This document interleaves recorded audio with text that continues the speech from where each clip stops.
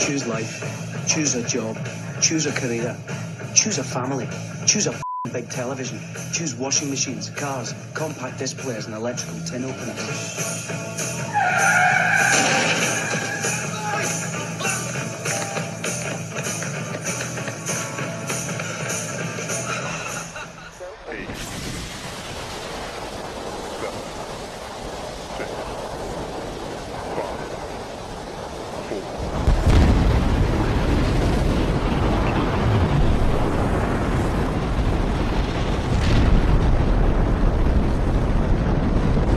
What's going on, guys? It's K-Dub here with another episode of CryptoZombie. Welcome back to the channel. Hope you're having an excellent day today. Bitcoin actually just barely almost broke $50,000. Lots of people were anticipating it. You can see right here we got up to about $49,880. We couldn't quite break it, but you know what? In my book, that's close enough. I mean, we pretty much hit $50,000 in my book. We did put in a new all-time high for Bitcoin. Now, over the past 24 hours, we actually have seen a lot of altcoins in the red. Now, why is this happening? Well, there has been a lot of that anticipation and excitement for Bitcoin to break the $50,000 level. So you sometimes see these shifts where some people will sell some of their altcoins, take some profits, and jump back into Bitcoin to see if they can catch that wave, right? But the most important thing is not whether or not Bitcoin hits $50,000 on Valentine's Day. The most important thing is to look at the historical prices on Valentine's Day. Shout out to Blockport, and you can see right here,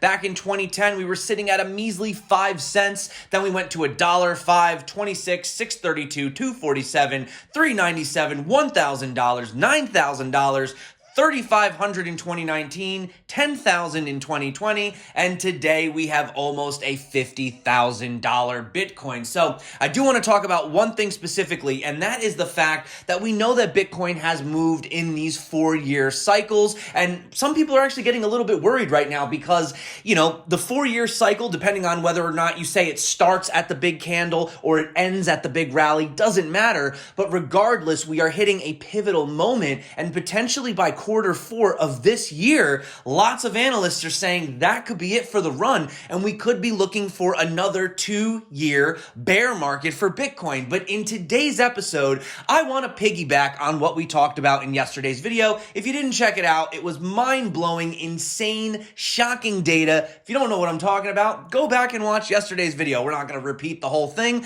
but I'm going to piggyback on that idea and let you know why we could, for the first time ever in Bitcoin's history, actually see this 4-year cycle completely broken, and we could potentially go on a multi-year bull market, potentially even until some crazy year like 2024 or 2025 or something like that. So I do want to talk about that, and also lots of people asking about altcoins. Where should they be looking to find these gems? Well, there are two things specifically right now that I think are about to absolutely blow up in the DeFi sector, and I'm going to let you know exactly what that is, so make sure that you stay until the end of the video. I'll show you 2 altcoins that we've been looking at that are in one of those sectors, and I'll let you know the other one that you might want to keep your eyes on. So if that sounds good to you, you know what to do. If you're not subscribed, definitely consider it, and without further ado, let's dive into the charts. Now you can see right here, we did break out of this ascending channel, and it was actually a asymmetrical triangle, which I told you guys we were getting very close to the end of. I mean, you couldn't have timed that any more perfectly. We had a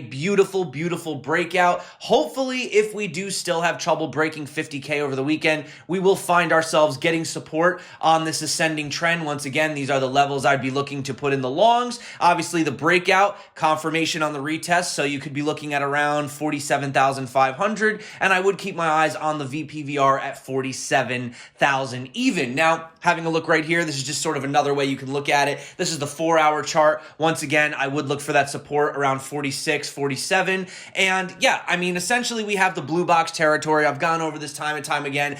Not really too much to talk about. If you really want my honest opinion on how Bitcoin is going to be performing, sideways and up, sideways and up, sideways and up, guys. I have no reason to feel bearish about anything. The worst case scenario is we have a crash or a retest down to the 21 exponential somewhere in this blue box territory, but I don't see us falling any lower than $40,000.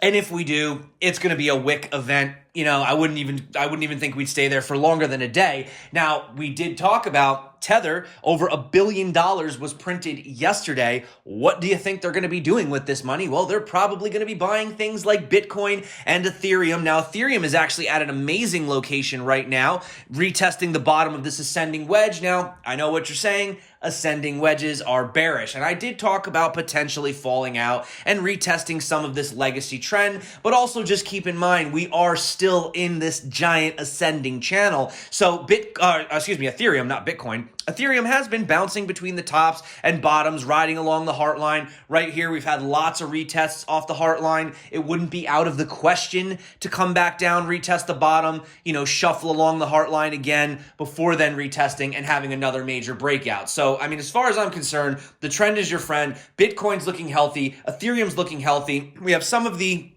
altcoins actually consolidating right now. I think they're still going to be looking for higher moves. Chainlink is actually up 10% today. My dad finally set up a Coinbase account, and he asked me which coin he should buy. Now, keep in mind, he's not going to go in like with all of his money. He's a very conservative investor. So I said, why don't you buy some Chainlink? And he was able to buy some Chainlink actually very low. I think he bought his majority at around $24, $25. So Chainlink is actually up in a sea of red today, so he's probably doing pretty happy. Chainlink also, by the way, guys, I could see this coin easily hitting $300, $400 this rally. I mean, not out of the cards just yet, but I know you guys want the altcoin gems. Well, just to let everybody know out there, if you are trading on these exchanges, I do know that the fees can get extremely high. If you guys haven't checked out Femex yet, they actually not only have futures trading, so you can trade Polkadot, Chainlink, and things like that using leverage, like over on Bybit, but also you can do $10 a month spot trading, and that's it. It's a $10 a month fee, and that's it. You can literally trade as much as you want. If you guys are interested in that, check out the pinned comment below. $680 in bonuses. Use the link down there, femex.kdub.co. Obviously, you are helping to support the channel, but if you guys want to know how to actually trade over on Femex, you can check out my tutorial popping up above. But let's talk about Bitcoin. Let's get back to Bitcoin. I know altcoins are fun.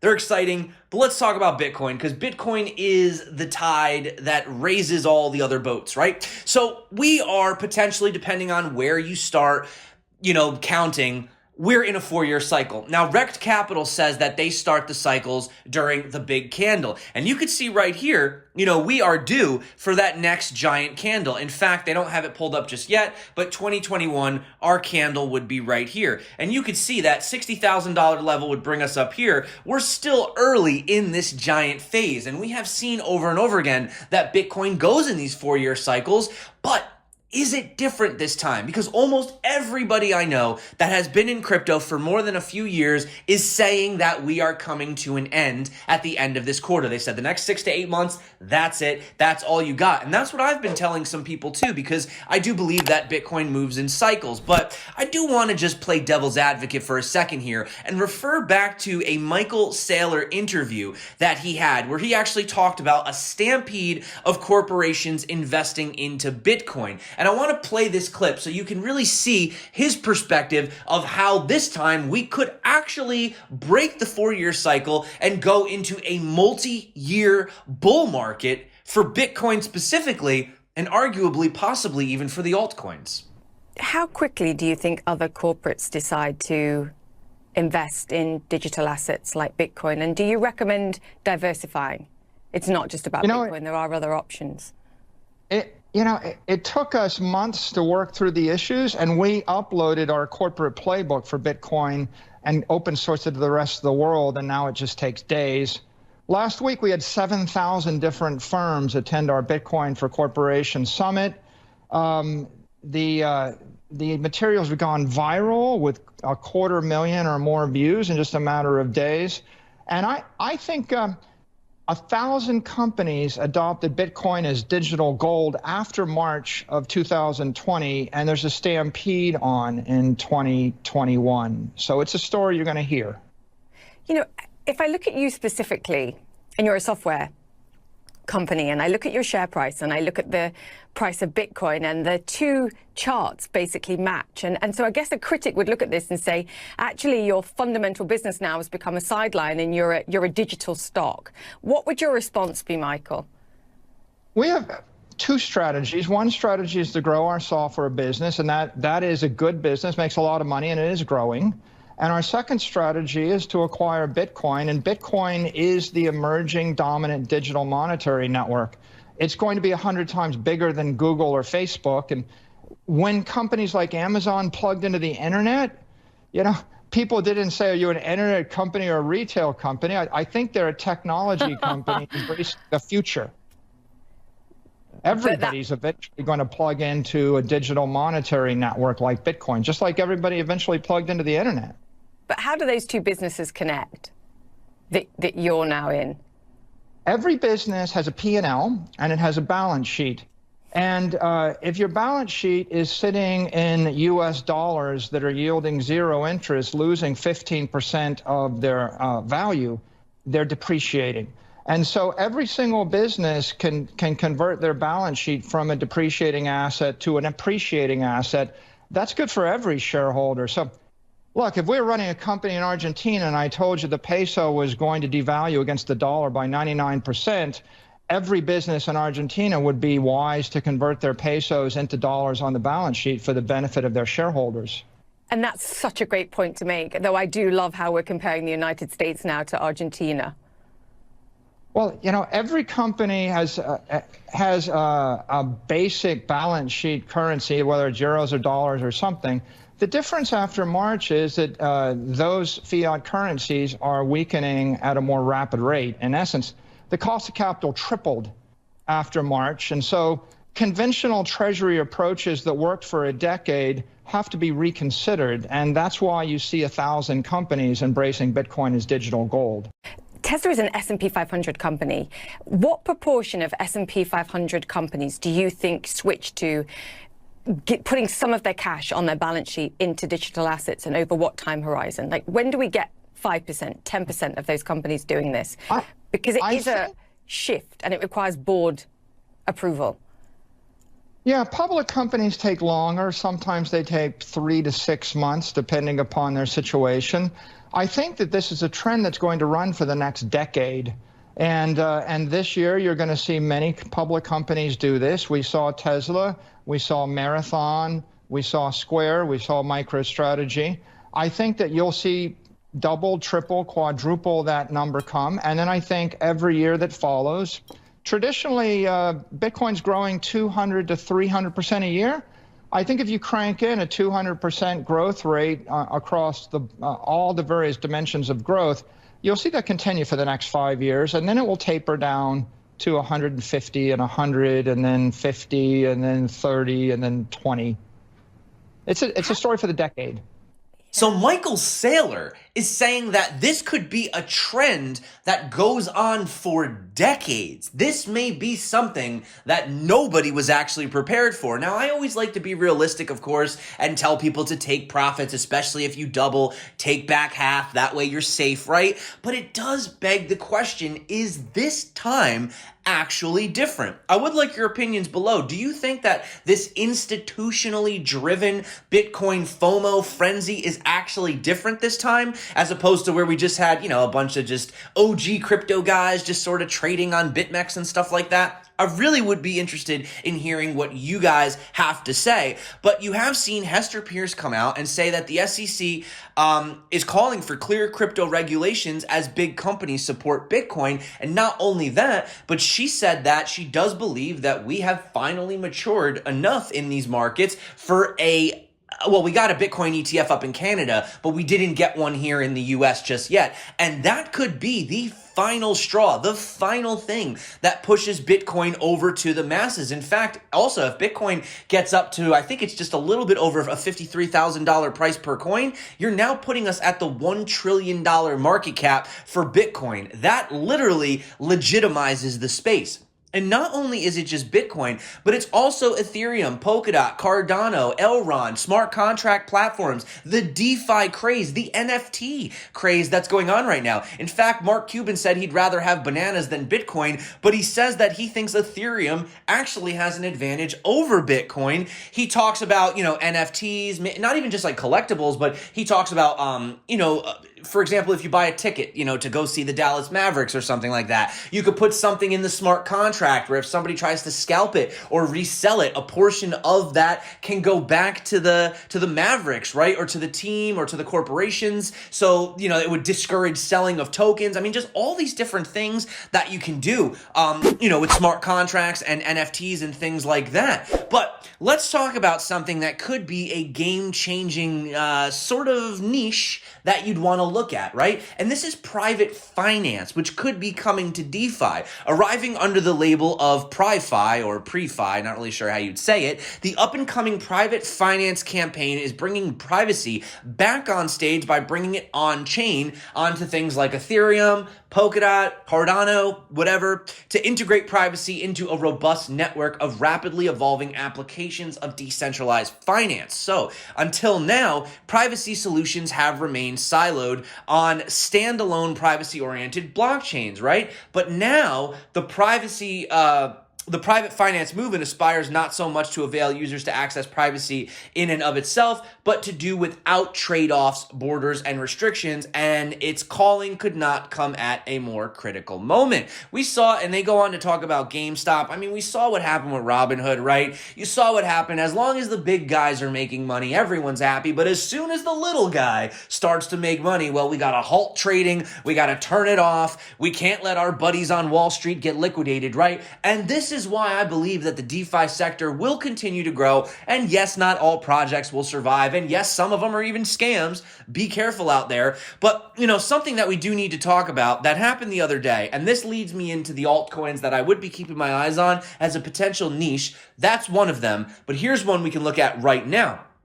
Because something that we're still dealing with right now today is these, DeFi situations. You had a flash loan that exploited $37.5 million that were stolen. Obviously, on the day, we had Cream dumping 40%. Now, they did come out and they said, okay, everything is all right. They said that the loophole has been patched, right? But nevertheless, this is something that we see in the real world, right? We see...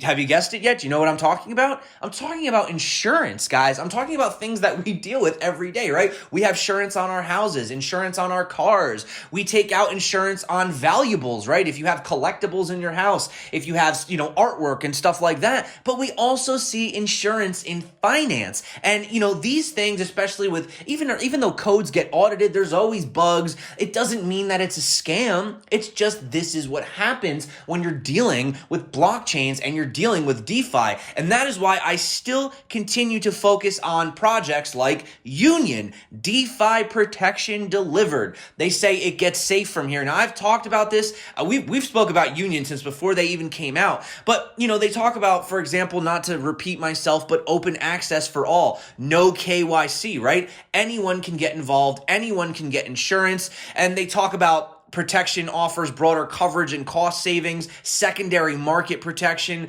The protection market benefits from secondary liquidity and distribution. And, if this is going to be something that people are going to be backing and getting into in DeFi, well, the only next logical step is to insure it. Because I know my grandma and my uncle are not going to be getting involved in DeFi if they don't actually feel comfortable that their funds are safe. It's not like the bank where you just call them up and, oh no, don't worry, we're FDIC insured. If you get hacked or rug pulled or you have an exploit, what do you do? Okay, so this is why I think this is huge. And, this one has had a massive run up. It's up 11% already today. I mean, we've been talking about this all the way since the inception down here. I mean, look at this opportunity, a 1.5 cent from the bottom. So we're up about 3x on this one. It has a lot more room to grow in my opinion. But another one that I've been looking at is Polka Cover. If you couldn't tell by the name, this is already helping with Polkadot, right? They say less than 1% of all DeFi crypto and NFT assets are adequately insured. So that is what they are looking to change. They talk about how they're going to provide global access to purchase insurance products quickly and easy to users. You can see they have this little sort of infographic right here. But, I mean, it's not a complicated thing. We don't really need to go into this. My point is we are going to require insurance on DeFi if you want it to grow to the next level. Not everybody's willing to be as risky as the majority of the people watching this video, right? I mean, yeah, we're comfortable sending these funds and trading on Uniswap and all that. But like I said, I do think this is something to keep your eyes on. Now, they do have multiple phases over here for Polka Cover. First is Global Crypto Protect products by Polka Cover. The second is Global Insurance Marketplace. Then they're doing a P2P insurance or an insurance DAO. And finally, Polka Cover Claim It, which changes the way to process claims by making it easier for insurance companies and making payouts pain-free for their customers. So definitely have a look at this, guys. They have a lot of things that they're going to provide, cross-border payment solutions, lowered insurance pricing by removing the middleman. That's obviously one of the best parts about DeFi, and making it available to everyone, because let's be honest, not everyone can get insurance, right? Most people can, especially if you're in like a third world country, or, we used to talk about banking the unbanked. Lots of people don't even have true identities. I know, it's crazy. We get very sort of jaded almost by the Western culture, right? But you don't realize that a lot of these people in the world don't actually have access to this. And today, this project is sitting at about 69 cents.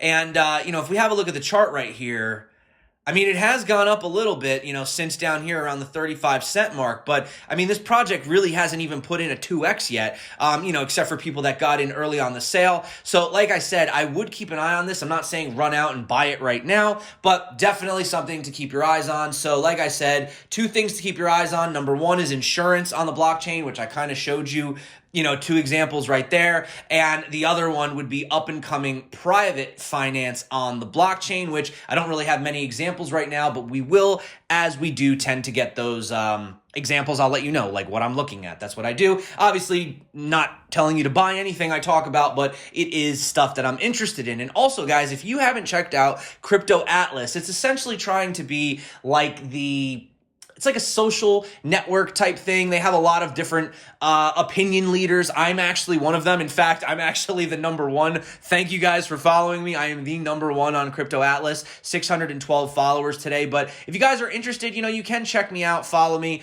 over here. I do talk about, some of my top products that I use. I also talk about coins. I did an AMA on it. It was like a live AMA where you could ask me questions. Check out cryptoatlas.io, cryptoatlas.io. I do have links. Check the links below in the description and the pinned comment. They're always there. But yeah, so that's it for me today, guys. Happy Valentine's Day, whether you're celebrating together or we're celebrating together or whatever. It doesn't matter, guys. Just remember that Satoshi Nakamoto is everybody's real Valentine, because he gave us the gift of Bitcoin, and Bitcoin is the gift that keeps on giving. So that is it for me. That was the corniest ending ever. Thank you so much for coming back to the channel. That's why I wore pink today, guys, because, Valentine's Day, I thought I had to wear my pink hoodie. So hope you guys are enjoying your day. Like I said, whether or not we hit 50K, we basically hit 50K in my book, guys. What is another $200? Could there be a shakeout? It's funny. I was thinking about a shakeout before Monday, just to kind of retest this, shake out the weak hands, people thinking that 50K is the top, and then continuing upwards. So I think that's a possibility. But at the end of the day, the trend is your friend, and we've been putting in, look, higher low, higher low, higher low, higher low, higher low. So until we put something, below $40,000 in, I don't see anything changing on this macro trend. The trend is your friend until the end. So that is it for me. Thank you so much for coming back to the channel. You guys rock. You're the reason that I do this every single day, even on Valentine's Day. My name is K-Dub. This is CryptoZombie. Until next time, stay crypto. And of course, peace out.